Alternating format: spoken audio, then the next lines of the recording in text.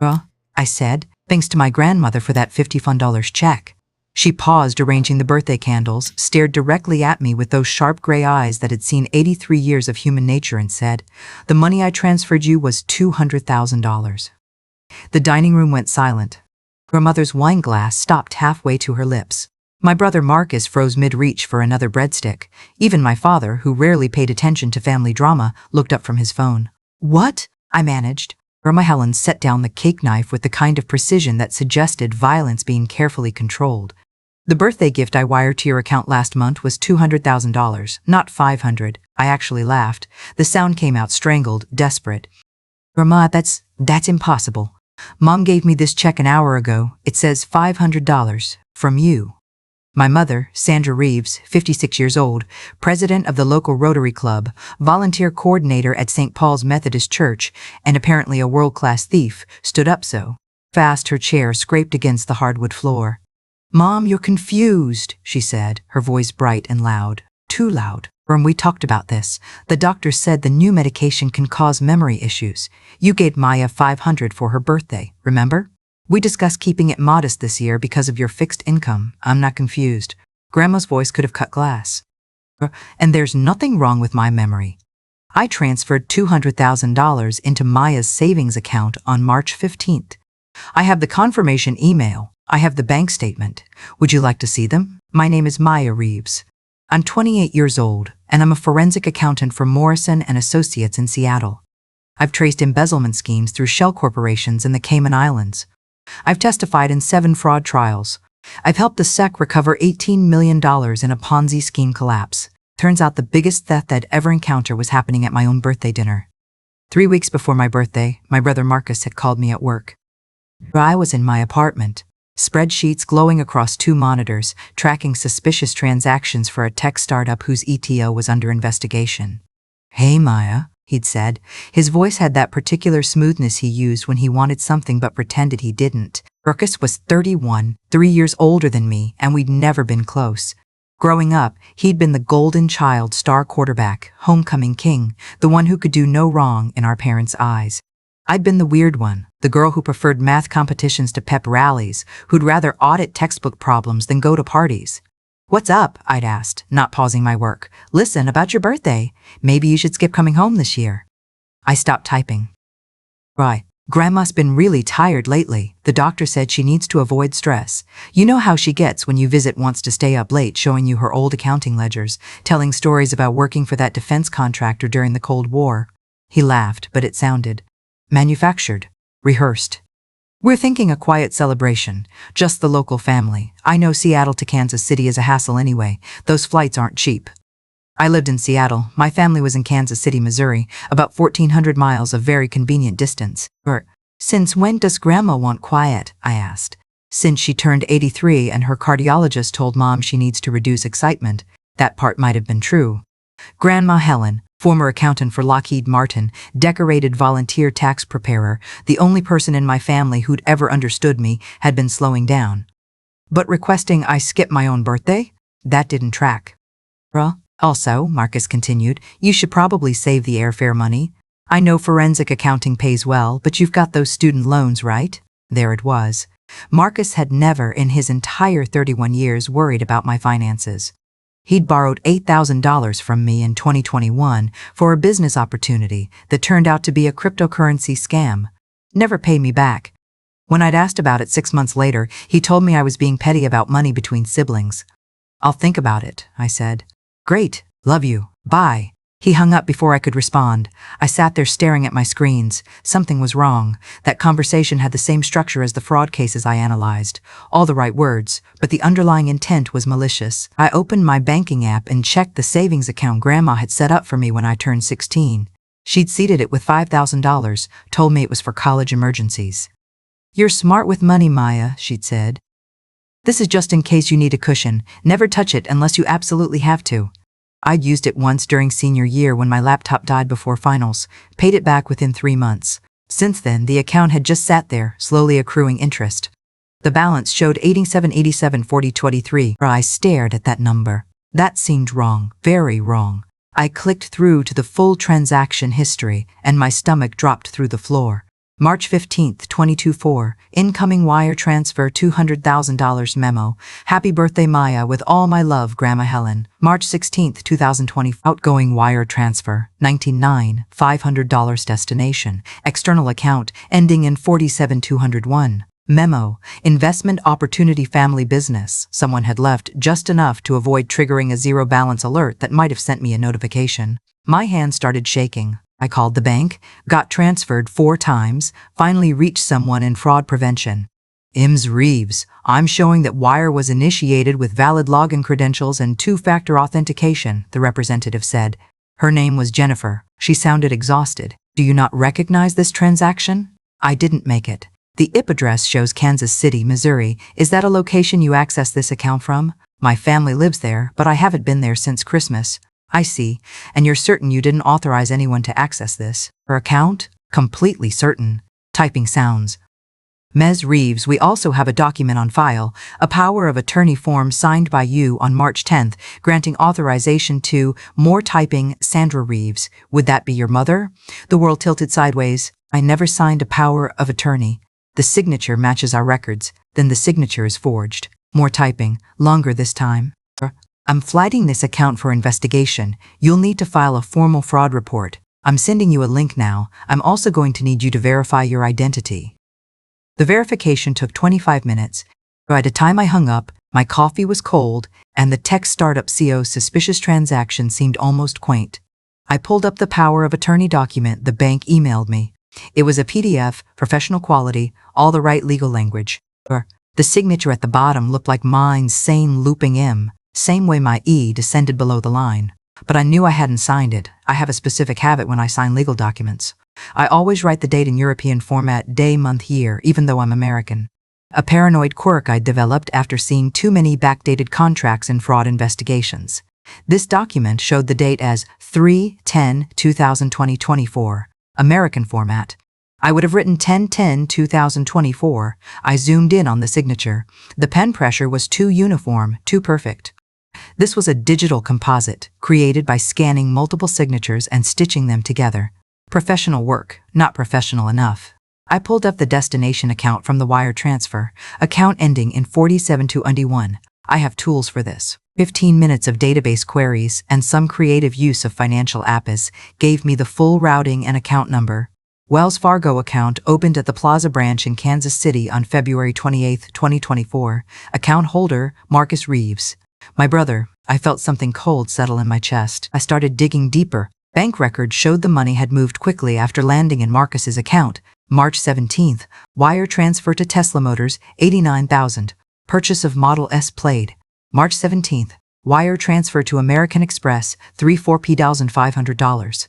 Credit card payment. March 18th, wire transfer to Cordova Properties LCC, $45,000, down payment on rental property. March 20th, wire transfer to Marcus Reeves' personal checking, $31,000, living expenses. I pulled up Marcus's Instagram, public profile. He'd never understood privacy settings. The timeline was a masterclass in stupidity disguised as success. March 18th, photo of a midnight silver Tesla, sunlight gleaming off the hood. Finally pulled the trigger on my dream car. Hard work pays off. Blessed Tesla life. March 19th, photo of a modern loft apartment, floor-to-ceiling windows, city view. New investment property acquired. Building that passive income stream. Real estate investor wealth building. March 22nd, photo of Marcus at a steakhouse, expensive bottle of wine, perfectly cooked ribeye. Celebrating recent wins. Grateful for new opportunities. Entrepreneur life. Every single one of those opportunities had been funded with my money. My grandmother's gift to me. I took screenshots of everything, built a folder, started mapping the money trail with the same methodical precision I used for corporate investigations. But the forged power of attorney bothered me. Marcus wasn't sophisticated enough to forge legal documents. He could barely use Excel. I pulled up the document again, studied it more carefully. The digital composite was good, but there was something else. The notary stamp at the bottom. I zoomed in. The embossed seal looked authentic, but the notary's signature seemed off. I ran the notary's name and commission number through Missouri's public database. Karen Whitmore, Notary Public, Commission 284723-1792. Status, active. I found her business address, It was the same building where my mother worked as an office manager for a dental practice. I called the number listed. For more notary services, a pleasant voice answered. Hi, this is Maya Reeves. I'm calling about a document that was notarized on March 10th, a power of attorney. One moment, let me check our records. Typing sounds. I'm not showing any notarization for that name on March 10th. Are you sure about the date? Positive. Positive. Well, I definitely didn't notarize anything for a Maya Reeves that day. I would remember that's not a common name. Is it possible you're thinking of a different notary? The document shows your name and commission number. Silence. Then, carefully, ma'am, if someone's using my commission information without authorization, that's fraud. I'd like to see this document. Can you email it to me? I sent it. 5 minutes later, she called back. That's not my signature, she said flatly. That's a forgery. Someone copied my seal and forged my signature. I'm reporting this to the Secretary of State immediately. You should contact the police. I thanked her and hung up. So, my mother had forged my signature. Then she'd forged a notary's signature and seal to make the document look legitimate. This wasn't impulsive. This was premeditated, planned, calculated fraud. I pulled up my mother's handwriting samples, birthday cards, Christmas notes, old letters she'd sent when I was in college. The capital letters matched the way the S in Sandra curved. The specific angle of the R's crossstroke. My mother had forged my signature, forged a notary's seal, and used those documents to steal my grandmother's gift before I even knew it existed.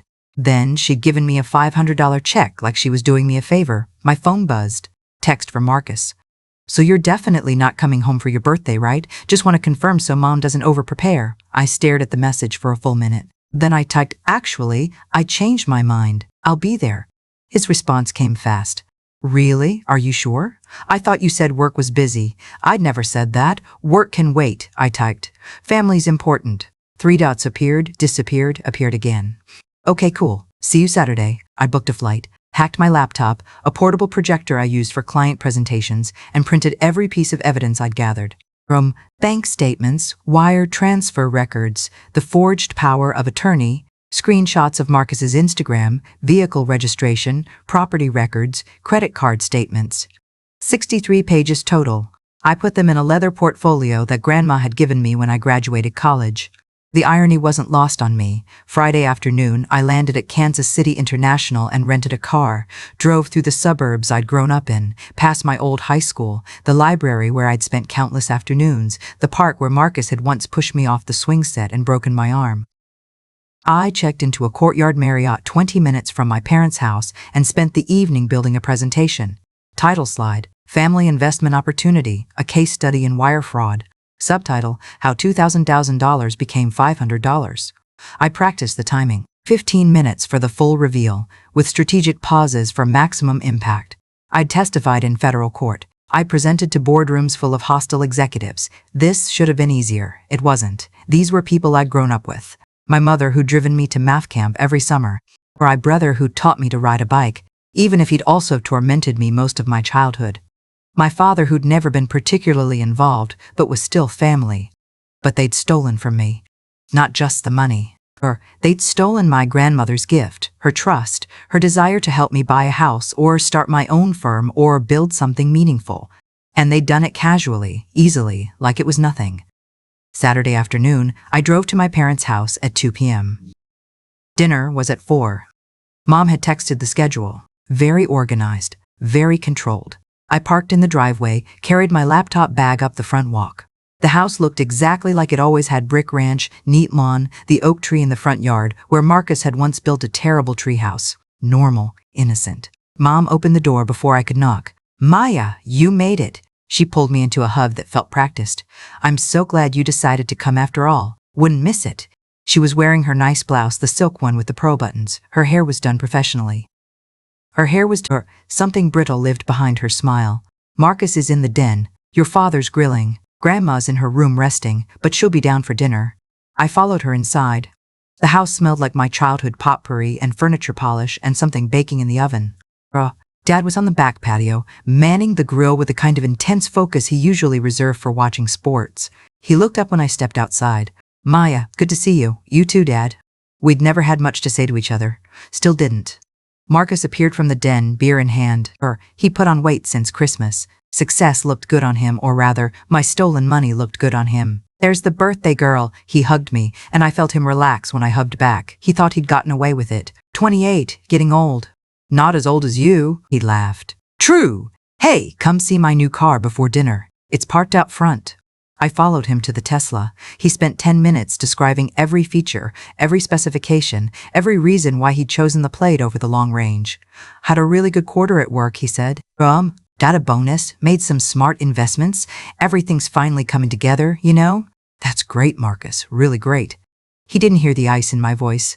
Grandma came downstairs at 3:30. She looked smaller than I remembered, more fragile, but her eyes were still sharp, still missing nothing. Maya, she pulled me into a hug that smelled like lavender and old books. Happy birthday, sweetheart. Thanks, Grandma. Did you get my gift? The room went quiet. Froze in the kitchen doorway. Marcus stopped mid-sip of his beer. What gift? I asked carefully. The wire transfer. I sent it last month. Did it go through okay? Mom intervened smoothly. You're confused. Remember? We talked about this. You gave Maya $500. The check is in my purse. I was going to give it to her at dinner. Grandma frowned. I don't remember writing a check. That's because I wrote it for you. You weren't feeling well that day, remember? Grandma touched her forehead. I'm sorry, Maya. I'm getting old. Can't remember things like I used to. It's okay, Grandma. I hugged her again, felt her bones under her cardigan. Whatever you gave me, I'm grateful. But I caught her eyes, and something passed between us. A question, an uncertainty. She knew something was wrong. She just didn't know what yet. We gathered in the dining room at 4. The table set with Mom's good china, candles lit, everything picture perfect. Grandma sat at the head of the table in her usual spot. Mom and Dad flanked her. Marcus sat across from me, still glowing with his newfound success. The conversation was aggressively normal. Marcus talked about his new investment property. Dad described a fishing trip he was planning. Mom discussed her book club's current selection. I waited. Finally, Mom stood. I almost forgot. Maya, Grandma wanted me to give you something. She disappeared into the kitchen, came back with an envelope. White, business-sized, my name written on the front in her handwriting. From Grandma, she said, pressing it into my hand. Happy birthday, sweetie. I opened the envelope. Inside was a check. Pay to the order of Maya Reeves, $50. Written in my mother's handwriting, signed with what looked like Grandma's shaky signature. The room waited for my reaction. I looked at Grandma. She was watching me with that sharp, uncertain expression. Thank you, I said. This is really generous. Mom's shoulders relaxed. Marcus took a sip of beer. Dad checked his phone. We moved to cake. 28 candles, chocolate with raspberry filling, my favorite since childhood. Everyone sang happy birthday off key. I made a wish, blew out the candles. The wish was simple, justice. Grandma stood up, tapping her water glass with a spoon. I'd like to say something, she announced. The table quieted. I'm 83 years old, she began. I've lived through a lot: wars, recessions, family losses, but one of my greatest joys has been watching my grandchildren grow into capable, principled adults.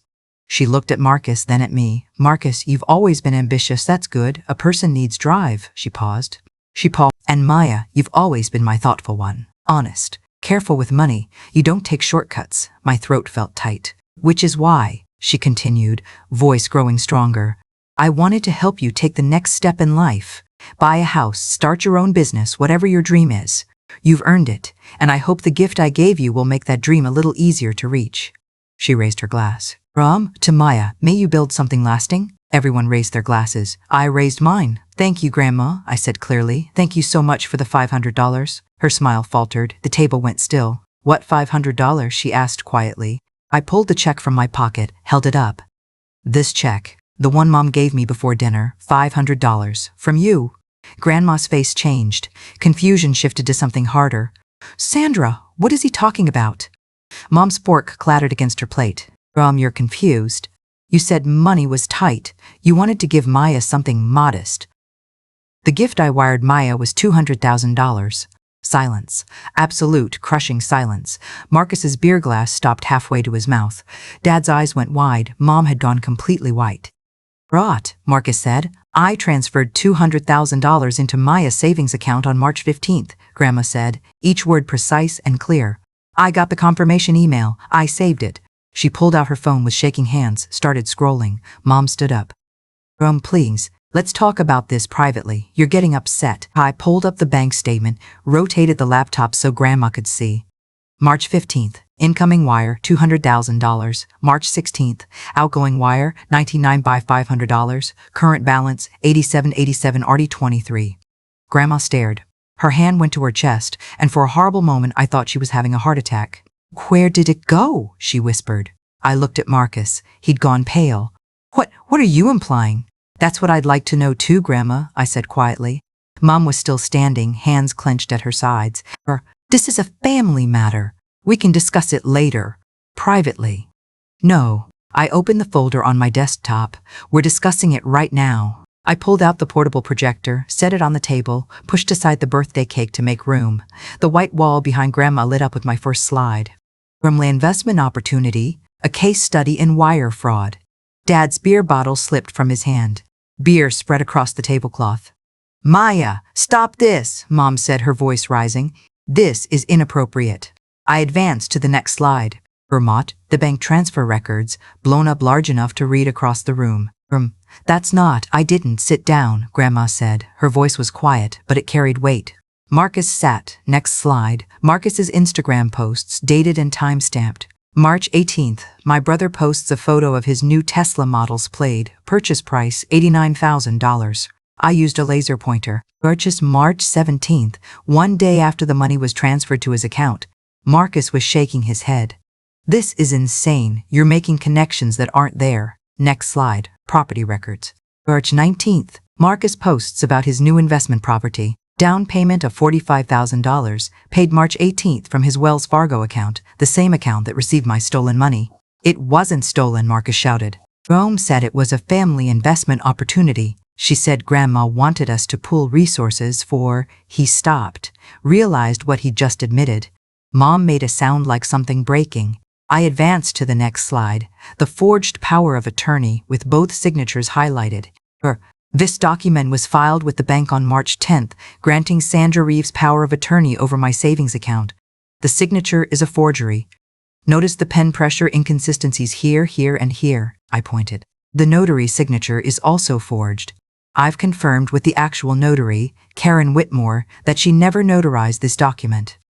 Mom was crying now, but they were angry, desperate tears. You don't understand what we've been through. Your father's business is failing. The mortgage is 3 months behind. Marcus needed my money? I cut her off. Or my gift from Grandma? So you forged legal documents, committed wire fraud, and stole $200,000? It wasn't supposed to be like this, she said. I was going to pay you back. Once Marcus's investment property started generating income, we were going to. When? I demanded. In 5 years? 10? Never? Next slide. Credit card statements. March 17th. Marcus pays off $500 in credit card debt. March 20th. He transfers $300 to his personal checking account. This isn't an investment, Mom. This is theft. Dad had his head in his hands. Marcus stood again. I didn't know. I swear to God, Maya. I didn't know it was your money. Mom told me it was from an inheritance that Grandma had set aside. Shut up, Marcus, Mom said sharply. But it was too late. Next slide. An audio file. This is a voicemail left by Sandra Reeves on March 28th to Dennis Carmichael, attorney at law.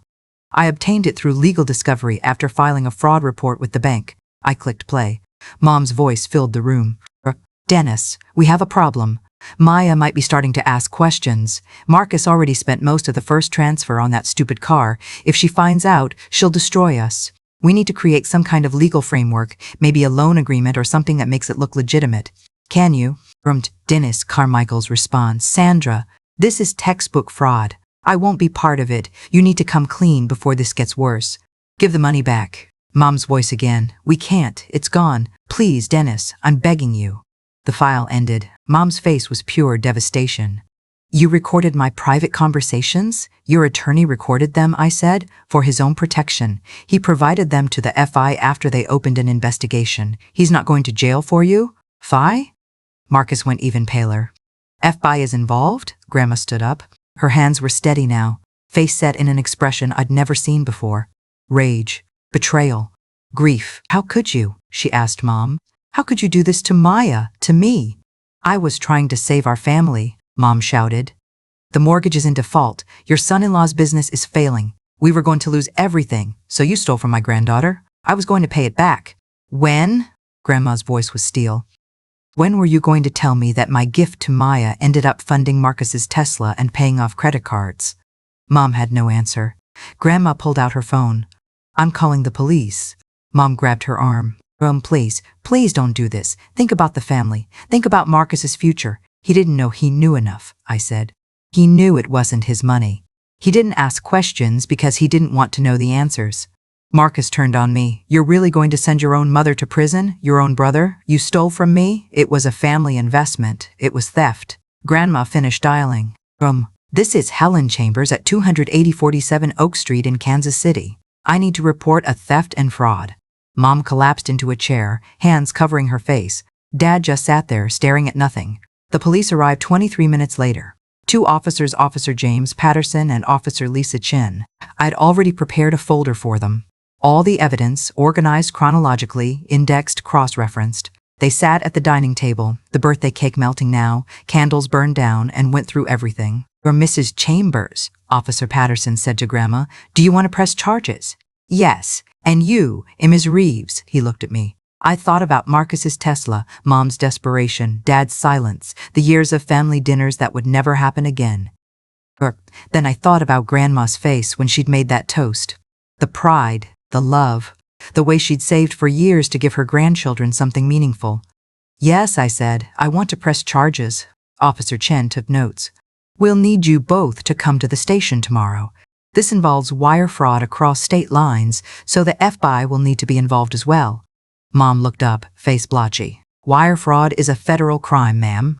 She seemed to fold in on herself. The investigation took 4 months. Federal charges were filed in July. Sandra Reeves, wire fraud, conspiracy to commit fraud, forgery.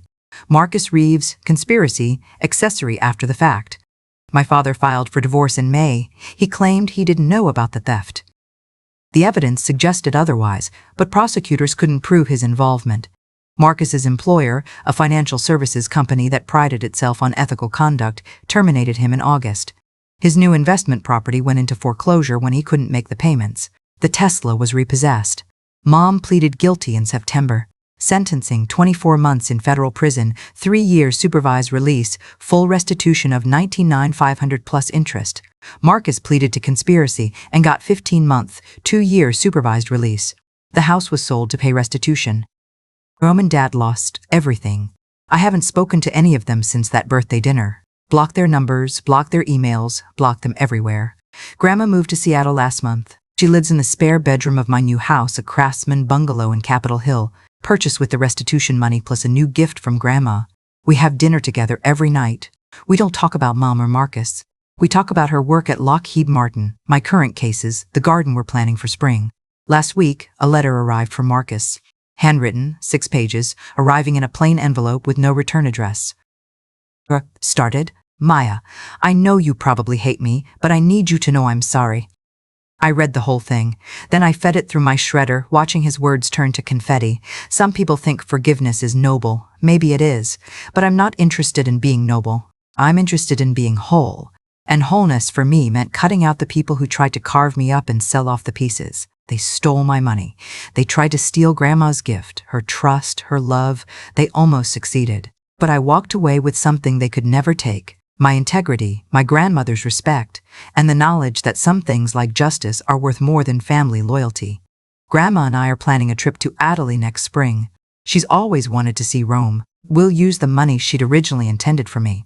This time, no one can steal it.